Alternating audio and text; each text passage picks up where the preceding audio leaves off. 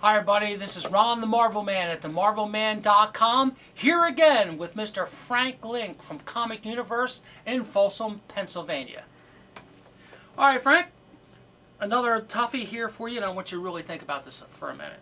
Today's collectors versus yesterday's collectors, how do they differ? And do they spend more money, and do they have more passion with what they collect?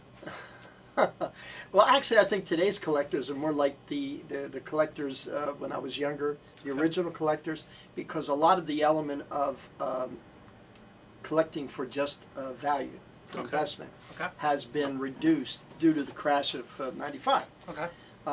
So I like that element of it, and everybody that's reading loves what they read and they're passionate about it.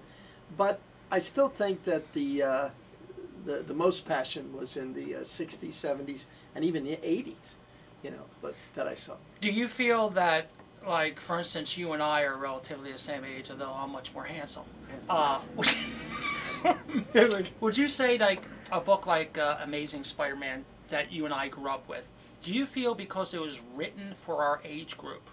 Like, we grew up with the acne, we grew up with the women problems, we broke up trying to learn how to drive, that whole thing. Sure. Do you think that helped us, made those comic books more popular because they're written for us, not like today, where they're all over the place as far as just trying to grab a couple dollars in the business? And how about the way they collect today? Do they buy the same way? Are they passionate as far as what they collect? I mean, do they really understand what's going on? Do you see any reduced numbers? Because I know you have a list, right, of collectors who buy very specific items from you every month. Right. Have you seen that deteriorate, or has it increased at all? We've slowly increased in that, but I think you're right. I think a lot of the collectors are today's collectors are passionate about what they're doing, but I don't think the depth of their passion is quite like we knew,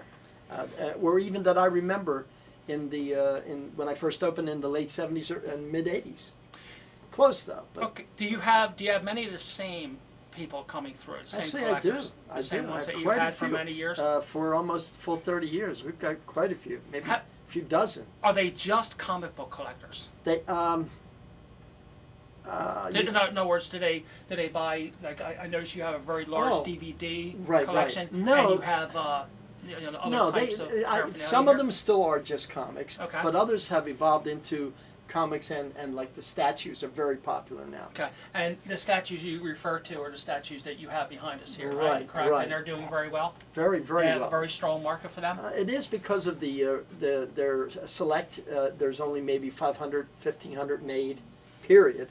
And the quality is amazing. I mean, they've really come a long way in the last 10 years. And they've been around 10 years approximately now? Even longer than that. Actually, I remember starting to carry them in the early, I guess that would have been late '80s, early '90s. So, but they weren't very good then. And is there any way of, like, say someone buys, say, the Thor hammer, I'm just happening to look over it. Is there any type of magazine or any type of update that they know how they're doing as far as sales and volume and how collectible they really are, or it's something just a personal item that people really enjoy? It's more decorative, or do you think it has some intriguing value? Well, they're mentioned occasionally in books like Wizard and Toy Fair. Those kind of, not only the most favorite statues and their values, but select items like the hammer.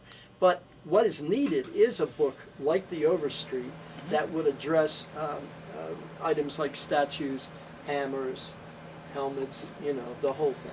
And I also have a question for you. The new Overstreet price guide just came out, and I myself am I talk to my followers as it being the Bible, and it's been the Bible since 1970. How's the Overstreet been doing? Still pretty good for people? Still buy it and still follow it pretty regularly? This year we've actually sold more up to this point than we did last year. So there's a slight increase in interest there, and I'm not sure exactly what to contribute that to at this point yet. It's still early, but it's doing well. All right, we're going to be right back in a couple seconds. We're going to take a little short break here, and with Frank Link from Comic Universe, Folsom, Pennsylvania, and Ron, the Marvelman, at TheMarvelman.com. Thank you very much.